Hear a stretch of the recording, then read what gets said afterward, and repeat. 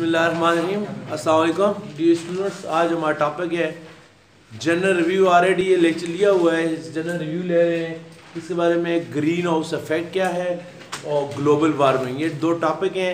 ये टॉपिक्स हैं किसके, एनवायरमेंटल केमिस्ट्री से रिलेटेड टॉपिक है। एनवायरमेंटल केमिस्ट्री आपका जो चैप्टर है किसके बारे में, एनवायरमेंटल केमिस्ट्री के बारे में। एनवायरमेंटल कौन से पोर्शन, एयर के बारे में।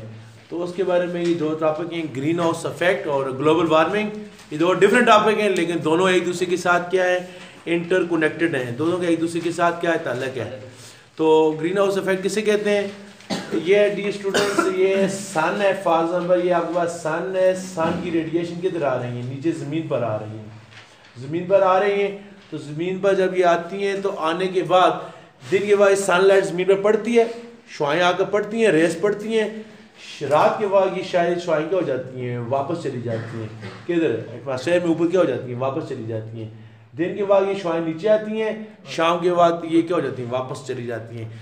यही वजह है कि दिन के बाद क्या होता है, मौसम गर्म होता है, और शाम के बाद क्या होता है, मौसम ठंड हो जाता है। कि जो शुआएँ आई होती हैं वो यकदम आप देखते हैं मगरिब के बाद ठंड हो जाती है, वो सारी शुआएँ क्या हो जाती हैं, वापस चली जाती हैं। लेकिन ज़मीन पर आपको पता है बहुत सारी इंडस्ट्रीज चल रही हैं, लाखों के हिसाब से इंडस्ट्रीज हैं और करोड़ों के हिसाब से क्या है, गाड़ियाँ हैं, व्हीकल। गाड़ियों का धुआं और इंडस्ट्री है, ये पोल्यूशन की सबसे बड़ी वजह है। एयर पोल्यूशन की वजह यही है। इनसे क्या हो रहा है, बहुत सारे केमिकल्स निकल रहे हैं। ये सारे केमिकल्स ये ऊपर एटमॉस्फेयर में आपकी हवा में जाकर क्या हो गए, जम हो गए। ये केमिकल्स क्या करते हैं, जब सूर्य की शुआएं वापस ज़मीन पर आने के बाद जब वापस ऊपर जाती हैं, तो ये वाली जो गैसेज जम है, ये सूरज की जो शुआएं हैं, रेज हैं, उनको क्या करती हैं, एब्जॉर्ब कर लेती हैं, उनको ट्रैप कर लेती हैं, उनको ऊपर नहीं जाने देती। उधर से क्या करती हैं, ये उनको वापस किधर भेजती हैं, ज़मीन पर भेजती हैं।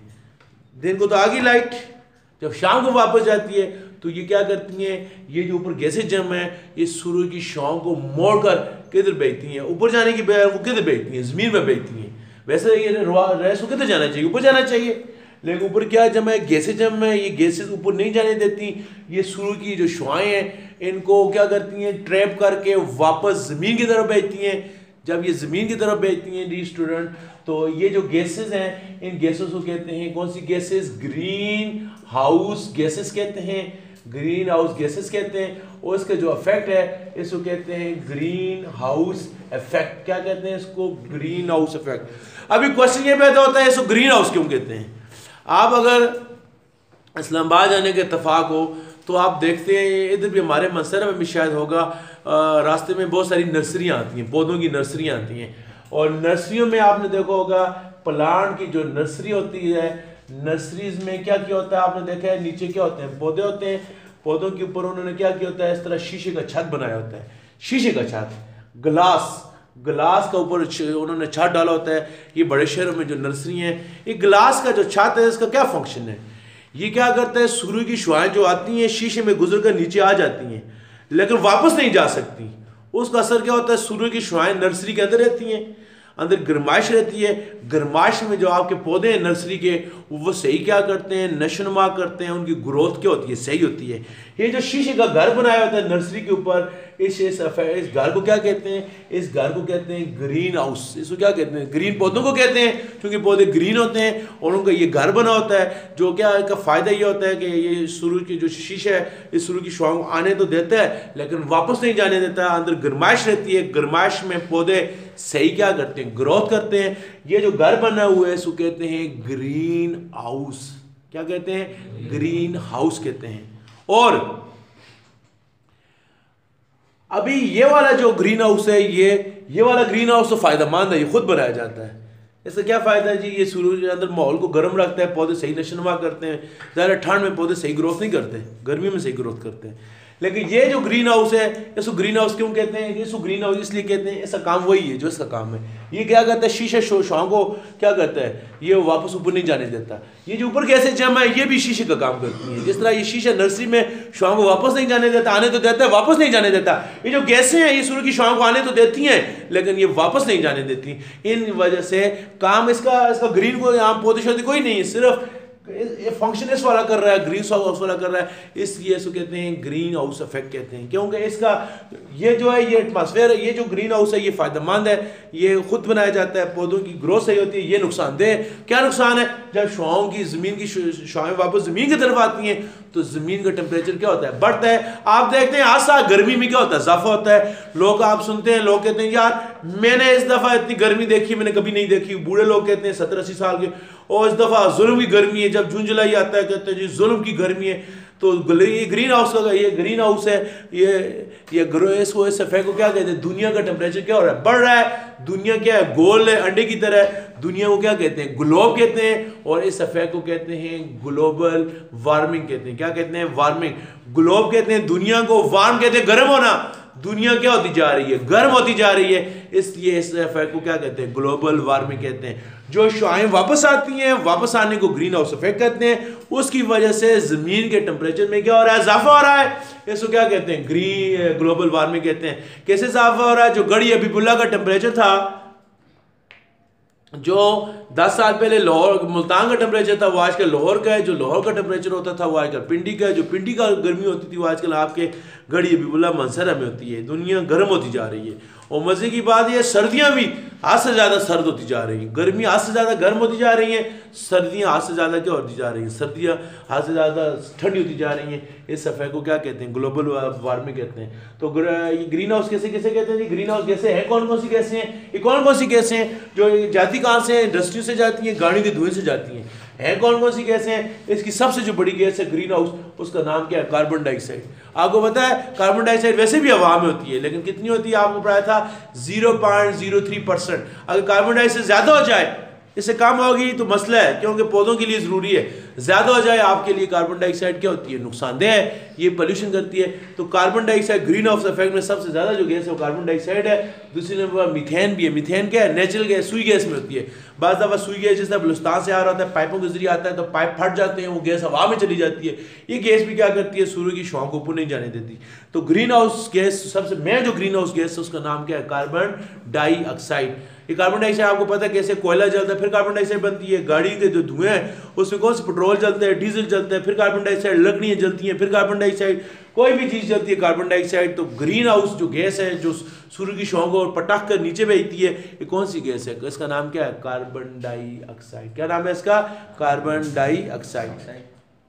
कार्बन डाइऑक्साइड कौन सी गैस है, ग्रीन हाउस गैस है, ठीक है। और इस इफेक्ट को क्या कहते हैं, ग्रीन हाउस कहते हैं। ग्रीन हाउस इफेक्ट इसलिए कहते हैं, इसका काम वही है जो किसका काम है, जो वो पौधों की नर्सरी वाला काम है। जैसा पौधों की नर्सरियाँ में वो शीशा सूर्य की शुआओं को आने तो देता है, वापस नहीं जाने देता, इस तरह ये गैसें सूर्य से शुआओं को आने तो देती हैं, वापस नहीं जाने देती। सूर्य से कुछ शुआएं वापस आती हैं ज़मीन पर। ये क्या है, सूरज ऊपर है, नीचे ये जो गोल गोल है ये क्या है, नीचे जो डार्क कलर वाला गोल है ये ज़मीन है, ऊपर ये जो हल्का हल्का रंग आपको नजर आ रहा है, ये हल्का हल्का रंग क्या है, ये गैसें हैं। तो सूर्य की शुआएं देखें आ तो रही हैं, कुछ वापस चलेंगी, कुछ वापस जाने के बाद फिर वापस किधर आ रही है, ज़मीन की तरफ आ रही हैं। इस इफेक्ट को कहते हैं ग्रीन हाउस इफेक्ट। इसकी वजह से दुनिया का टेम्परेचर क्या हो रहा है, बढ़ रहा है। इसको क्या कहते हैं, ग्लोबल वार्मिंग। तो ग्लोबल वार्मिंग के इफेक्ट क्या है, ग्लोबल वार्मिंग के इसके असरात क्या है, ये देखें बुक में डायग्राम आप देख लें। सनलाइट आई, ज़मीन पे पड़ी, फिर वापस चली गई, वो ये शुआएं उनको वापस किधर भेजती हैं, ज़मीन की तरफ। तो समझ आ गई, ये क्या है, ऊपर सन है, ये नीचे अर्थ है, ये शुआएं वापस ज़मीन की तरफ आ रही हैं। इसके इफेक्ट क्या है, आपके कोर्स में है इफेक्ट ऑफ ग्लोबल वार्मिंग। इसके असरात क्या है, इफेक्ट्स, यार हर चीज़ के इफेक्ट्स हैं। ओजोन टूटती है, उसकी भी कुछ ना कोई इफेक्ट है। आपने पढ़ा है ओजोन टूटती है तो क्या होता है, खतरनाक शुआएं नीचे आती हैं, कैंसर में इजाफा हो रहा है, पौधे ख़राब हो रहे हैं, मछलियाँ ख़राब हो रही हैं, जानवर ख़राब हो रहे हैं, बिल्डिंग ख़राब हो रही है, गाड़ियों के टायर ख़राब हो रहे हैं। इस ग्लोबल वार्मिंग के क्या असरात हैं, ग्लोबल वार्मिंग का जो पहला असरात है वो क्या है, डिजर्टिफिकेशन। डिजर्टिफिकेशन, डिजर्टिफिकेशन का मतलब क्या है, डिजर्ट कहते हैं सरा। सरा आपने पढ़ा है, वहाँ होते हैं जहाँ गर्मी ज़्यादा होती है। दुनिया गर्म होती जा रही है, जब दुनिया गर्म होगी हमारी बहुत सारी जो ज़रख़ैज़ ज़मीन है वो क्या होती जा रही है, बंजर होती जा रही है, गर्म होती जा रही है, काश के काबिल नहीं रही, ज़मीन रेगिस्तान बढ़ती जा रही है। डिजर्टिफिकेशन, बहुत से इलाके डिजर्ट बढ़ते जा रहे हैं। डिजर्ट कहते हैं रेगिस्तान को, सेरा को, ठीक हो गया। Increase in temperature around the world, change the water cycle. ज़रा जब ग्लोबल वार्मिंग की वजह से वाटर साइकिल चेंज हो रहा है, बारिशें नहीं होती। आपने देखा होगा आज के बारिशें बेमौसमी होती हैं, जब बारिशें चाहिए होती नहीं होती, जब नहीं चाहिए होती उस वक्त हो रही होती हैं। ग्लोबल वार्मिंग की वजह से वाटर का जो सारा साइकिल है, बारिश का जो सारा निज़ाम है वो सारा क्या हो गया, डिस्टर्ब हो गया। बारिशें बहुत क्या होगी कम, पहले सर्दी होती थी बारिशें खत्म ही नहीं होती थी, आज तक सर्दियाँ बारिश बहुत कम होती है। तो डी स्टूडेंट पहले लोग कहते होते थे हम कितने कितने दिन एक दूसरे को नहीं देखते थे, इतनी बारिश होती थी। आजकल बारिशें होती हैं, मूडी बारिशें कभी कभार हो जाती हैं। तो इनकी जितना टेम्परेचर ज़्यादा होता है, ग्लोबल वार्मिंग से क्या हो रहा है, टेम्परेचर ज़्यादा होता है, जितना टेम्परेचर ज़्यादा होगा वाटर साइकिल डिस्टर्ब होगा, रेनफॉल, बारिश का जो रेनफॉल पैटर्न का मतलब है जो बारिश का तरीकाकार है सारा डिस्टर्ब हो रहा है, जिसके नतीजे में क्या हो रहा है, बहुत से इलाके क्या बनते जा रहे हैं, डेजर्ट बनते जा रहे हैं। इसको क्या कहते हैं, डिजर्टिफिकेशन। दूसरा जो हो गया, पहला तो ये सराहत हो गया, दूसरा क्या है, melting of snow, melting of snow, बर्फ पिघलती जा रही है। देखें दुनिया में गर्मी जितनी ज्यादा होगी, आपने देखा होगा आपका दरिया कुनहार है, ठीक है, दरिया कुनहार क्या होता है, सर्दियों में बहुत नीचे होता है, गर्मी में ये चढ़ जाता है। ये क्या वजह है, क्योंकि गर्मी में टेम्परेचर ज़्यादा होता है। नारंग खान, बाबूसार टाप जितने हैं वो बड़े ग्लेशियर हैं, वो गर्मी में पिघलते हैं, वो पिघल के दरिया में आते हैं, दरिया चढ़ जाता है। सर्दियों में देखें बर्फ पड़ रही होती है, बारिशें भी होती हैं, लेकिन दरिया का लेवल नहीं चढ़ता। तो जितनी गर्मी ज़्यादा होगी, तो जितनी गर्मी ज़्यादा से क्या होगा, बर्फ पिघलेगी, बर्फ पिघलने से क्या होगा, मेल्टिंग ऑफ स्नो, जितनी स्नो ज़्यादा पिघलेगी तो क्या होगा, दरिया चढ़ेंगे, दरिया चढ़ेंगे तो क्या होगा, सैलाब। हर साल देखें जुलाई के मौसम में तकरीबन सैलाब आते हैं, बहुत सारे हमारे मुल्क में बहुत से एरिया में सैलाब आ जाता है, बहुत से शहरों में। हमारा इलाका तो फिर अच्छा बारिश होती है तो क्या हो जाता है, वो चला जाता है पानी इधर उधर जगह। शहरों में तो बारिश होती है, पानी निकलने का रास्ता ही नहीं होता। तो डी स्टूडेंट इसका नुकसान क्या है कि जितनी टेम्परेचर ज़्यादा होगा, बर्फ़ पिघलेगी, बर्फ़ पिघलेगी, बर्फ़ पिघल कर दरिया में आएगी, दरिया चढ़ेंगे, सैलाब आएंगे, सैलाबों से कितनी तबाही होती है। आपके इलाके में तारीख का सबसे बड़ा सैलाब आया था 1992 में, फिर 2006-7 में भी सैलाब आया था हमारे इलाके में। फिर हर साल इस दफ़ा उन्होंने अलर्ट किया था, मुझे अच्छी तरह याद है, सितंबर में अलर्ट किया था जी। एसी ने कहा था कि रात को सैलाब का खतरा है। वो तो अच्छा हुआ बारिश रुक गई, अगर बारिश होती जिस दिन वो नमिशा साहब का बेटा वो पानी में वो बह गया था, उस दिन रात को उन्होंने कह रहे थे सैलाब का खतरा है, उन्होंने अलर्ट जारी कर दिया था महकमा मौसमियात ने। तो मतलब यह है कि ये जितनी गर्मी ज़्यादा होगी क्या हो जाएगा आपका क्या हो जाता है, ग्लेशियर पिघलते हैं और दरिया का लेवल क्या हो जाएगा, बढ़ जाएगा। जब दरिया का लेवल बढ़ेगा, आपको पता है दरिया किधर जाएंगे, समुद्र की तरफ जाएंगे, तो जिसके नतीजे में सी लेवल भी क्या होगा, इंक्रीज होगा। सी लेवल इंक्रीज होने का क्या नुकसान है, जो शहर जो मुल्क समुद्र के किनारे आबाद हैं वो सारे क्या हो सकते हैं, डूब सकते हैं। मसलन हमारा पाकिस्तान में कराची डूब सकता है, इंडोनेशिया समुद्र के किनारे आबाद है, बांग्लादेश है, दुनिया के बहुत मालदीव है, बहुत सारे ममालिक हैं, वो जजीरे हैं, वो समुद्र के किनारे बाद है। समुद्र का लेवल ज़रा आपको पता है कराची 1-2 फुट जो है, कुछ फुट जो है वो समुद्र से ऊपर है। जब समुद्र का लेवल बढ़ जाएगा तो सारा कराची हैदराबाद के हो सकते हैं, डूब सकते हैं, बहुत बड़ा मसला है। और चौथे नंबर पर क्या है, stronger hurricane and cyclone. Global warming की वजह से साइक्लोन आते हैं। साइक्लोन किसे कहते हैं, समुद्री तूफान। ये हर साल देखें आप, वो आपको तकरीबन 2000 तकरीबन 2 या 3 में, यानी ये 20 साल के अंदर अंदर 2000 से लेकर 2005 हमारे ज़लज़ले से पहले, ये बात मुझे अभी सही एग्जैक्ट याद नहीं है, एक बहुत बड़ा समुद्री तूफान आया था, उसका नाम है सुनामी। सुनामी से दुनिया में 2.5-3 लाख लोग मरे थे। हमारे ज़लज़ले में 80,000 लोग मरे थे, सुनामी में 2.5-3 लाख लोग मरे। सुनामी क्या है, समुद्री तूफान है। तो यानी जब ग्लोबल वार्मिंग होगी, बेमौसमी बारिशें होंगी, समुद्री तूफान भी आ सकते हैं। आपको बताया था मशहूर ये आपका इमरान खान ये लफ्ज़ इस्तेमाल करते थे, सुनामी मार्च होगा। सुनामी बेसिकली जापानी ज़बान का लफ्ज़ है, सुनामी कहते हैं। ये अक्सर आपने पहाड़ों पर वो लिखा होता है BTTT, ब्रिलियंट ट्री प्रोजेक्ट, बस पहाड़ों पर लिखा होता है। BTP लिखा होता है पहाड़ों पर जहाँ दरख्त लगाए थे वो वाइट पत्थरों से। BTP का मतलब है ब्रिलियंट ट्री प्रोजेक्ट, और बाद दफ़ा लिखा होता है BTTV। टी का मतलब सुनामी है। सुनामी का में सुनामी ऐसे लिखते हैं, सुनामी में टी और पी साइलेंट है, पढ़ते नहीं है, लिखते हैं। तो बाज़ पहाड़ों पर आप देखें ये लिखा होता है बिलियन हो गया अरब सुनामी ट्री प्रोजेक्ट। तो खुलासा ये है कि इसकी वजह से क्या हो रहा है, ग्लोबल वार्मिंग आज increase the frequency of strong cyclone. जितना ग्लोबल वार्मिंग होगी इस तूफान के हो जाएंगे, ज़्यादा हो जाएंगे। इंक्रीज इन टेम्परेचर बहुत surface sea level increase in, कैसे समुद्री तूफान क्यों ज़्यादा होगी, जितनी गर्मी ज़्यादा होगी समुद्र में तो ज़्यादा, जितनी सूर्य की शान नीचे आएगी गर्मी ज़्यादा होगी। आपको पता है गर्मी में हवा क्या होती है, ज़्यादा हरकत करती है, समुद्री हवाएं ज़्यादा हरकत करती हैं, जिसके नतीजे में क्या आ जाता है, सैलाब आ जाते हैं, तूफान आ जाते हैं। तो साइक्लोन किसे कहते हैं, वो समुद्री तूफान जो इस दायरे में घूमता है। समुद्री तूफान साइक्लोन किसे कहते हैं, ऐसा तूफान बाद दफा आता है ना, वो ऐसे दायरे में घूमता है, वो चीज़ों को इस तरह एक दायरे में घुमाता रहता है, कुछ चीज़ें कश्ती है, जहाज़ है, बहरी जहाज़ है, उसको उठाकर इस तरह वो घुमाता रहता है गोल दायरे में, इस चीज़ को कहते हैं साइक्लोन। वो तूफान जो दायरे की शक्ल में मूव करता है। वैसे हमारे यहाँ तूफान आता है, क्या आता है, कुछ चीज़ों को लेकर इस तरह चला जाता है, मुड़ कर नहीं आता। साइक्लोन वो तूफान होता है, आपने तूफान देखा ना हमारे यहाँ, जब तेज़ कभी कभार बारिश होती है जुलाई के मौसम में, जून जुलाई में तेज़ हवा आता है, लोगों की छतों की चादरें उड़ जाती हैं, मकान गिरे हो, दरख्त गिर जाते हैं, लेकिन वो तूफान वापस नहीं आता, वो एक दफ़ा गुजर गया तो गुजर गया। साइक्लोन वो जहाज़ इस तरह साइकिल बार बार वो बेरी जहाज़ को लेकर समुद्र में आता अक्सर। तो ज़्यादा समुद्र में तूफान उस वक्त आता है जब हवा मूव करती है, हवा जितना ज़्यादा गर्मी होगी हवा क्या करती है, ज़्यादा मूव करती है। तो ये क्या थे, ये थे ग्लोबल वार्मिंग के क्या थे, इफेक्ट्स थे। ठीक हो गया डी स्टूडेंट। इसके बाद ये जो आपका चैप्टर नंबर 6 है, इसकी एक्सरसाइज को देखें। इसका पहले MCQs क्या है, ओजोनोस्फेयर है। ओजोनोस्फेयर किस में पाई जाती है जी, ओजोनोस्फेयर पाई जाती है कौन सी रीजन में पाई जाती है, स्ट्रेटोस्फेयर में पाई जाती है। आप पढ़ चुके हैं स्ट्रेटोस्फेयर कौन सा होता है, सेकंड रीजन, सेकंड का नाम है, पहले का नाम मेसोस्फेयर के ऊपर लिख लें, थर्ड है, थर्मोस्फेयर क्या है, फोर्थ है, स्ट्रेटोस्फेयर दूसरी है, ट्रोपोस्फेयर क्या है, पहली है। तो ये दूसरी में पाई जाती है। दूसरे MCQs आपके कोर्स में नहीं है। तीसरा, which one are the following is responsible for global warming. आपने अभी पढ़ा ग्लोबल वार्मिंग की वजह कौन है, B option, increase in concentration of carbon dioxide. Oxygen ज़्यादा हो, नाइट्रोजन हो, नहीं होती ग्लोबल वार्मिंग, कार्बन डाइऑक्साइड ज़्यादा होने से होती है, क्योंकि ये कौन सी गैस है, ग्रीन हाउस इफेक्ट। SN की pH आपने क्या पढ़ी है, आम बारिश की pH कितनी होती है, 5.6। तो pH of SN is less than 5.6, 5.6 से कम हो उसको क्या कहते हैं, SN कहते हैं। आपने पढ़ा कोल्डेस्ट रीजन आपने पढ़ी है, आपने क्या रीजन पढ़ी है, पहली रीजन का टेम्परेचर कितना होता है, कितना होता है 15 से लेकर -56 तक। दूसरी का रीजन का टेम्परेचर होता है -56 से लेकर -2 तक।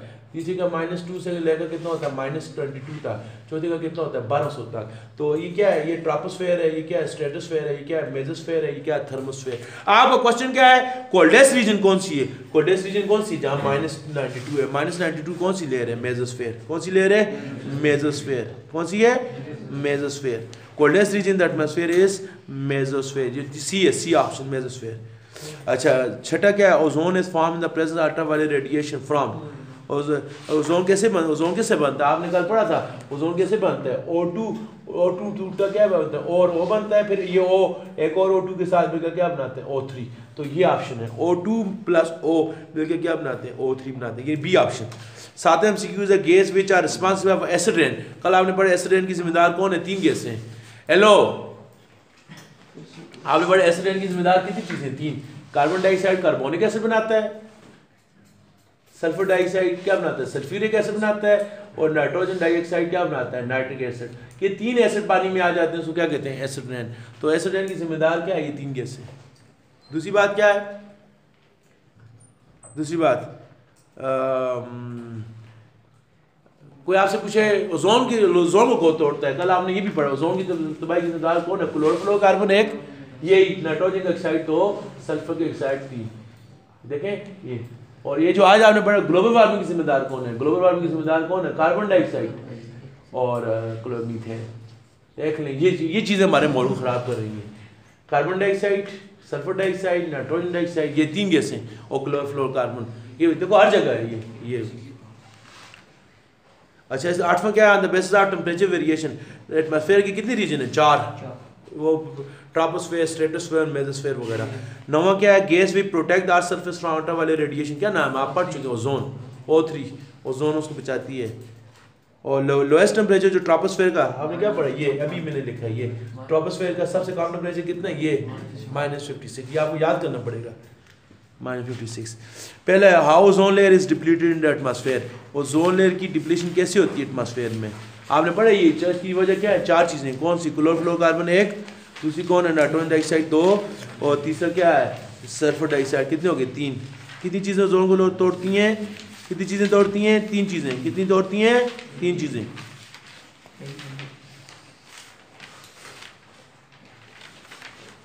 ये शॉर्ट क्वेश्चन है, आपने पता क्या करना है, आप अपनी जो 10th क्लास का जो केमिस्ट्री है, पेज नंबर 148 पर जाएं।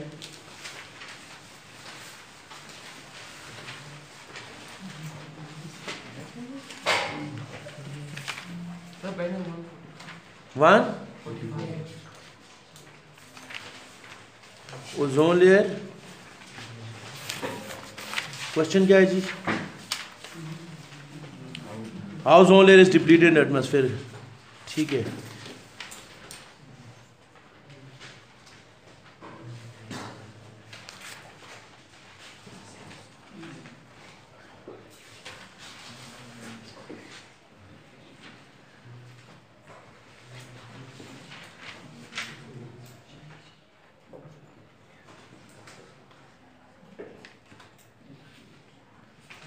ये पेज नंबर 147 पर है ओजोन लेयर डिप्लीशन, ये सारा है। ओजोन लेयर डिप्लीशन क्या है, उसके काजेस क्या हैं, काजेस भी हैं आखिर तक। ये पेज नंबर 147 के अंदर ओजोन डिप्लीशन और काजेस ऑफ ओजोन डिप्लीशन, और 148 की ये 4-5 लाइन है पहली वाली, leading the depletion of ozone layer.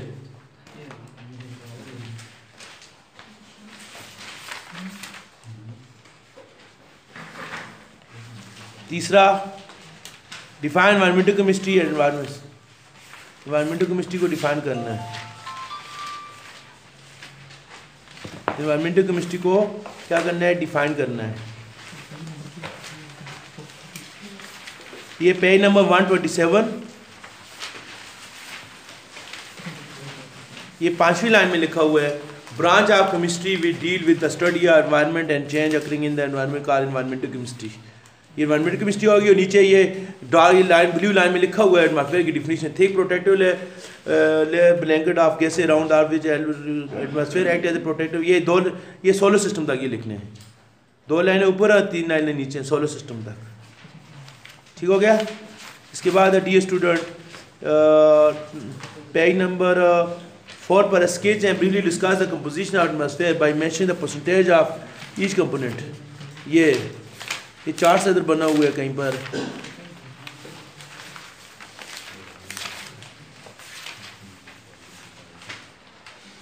Page number 128 पर है, 128 पर।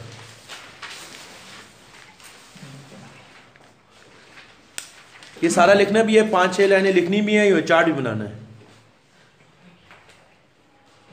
ये ऊपर कंपोजिशन ऑफ एटमॉस्फेयर, ये पेज नंबर 128 पर कंपोजिशन ऑफ एटमॉस्फेयर, ये 6-7 लाइनें भी हैं इसका आंसर, और नीचे ये जो चार्ट है ये भी है।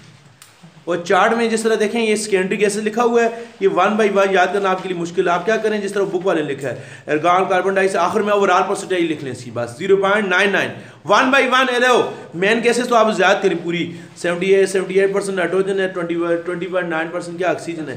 लेकिन जो सेकेंडरी गैसेस है 1 बाई 1 याद करना मुश्किल है। आप क्या करें, ये लमसम ओवरऑल लिखें, कितनी है सेकेंडरी गैसेस, नाम है के लिख लें, और आखिर में ये लिखें ये कितनी है, 0.99% है। और तीसरा वाटर वेपर है इतना है। ये 1 बाई 1 मुश्किल है। आओ the acid rain affect the building material, acid rain building material को कैसे अफेक्ट करती है। डियर स्टूडेंट, पेज नंबर 143 पर जाएं, इसके सबसे नीचे टॉपिक है affect of acid rain on material.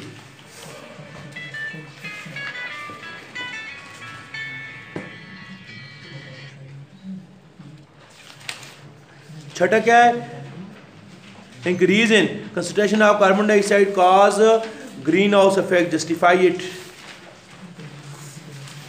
चलिए इसके जो बाकी क्वेश्चन है इंशाल्लाह नेक्स्ट लेक्चर में करेंगे। वाच करने का बहुत बहुत शुक्रिया। अल्लाह।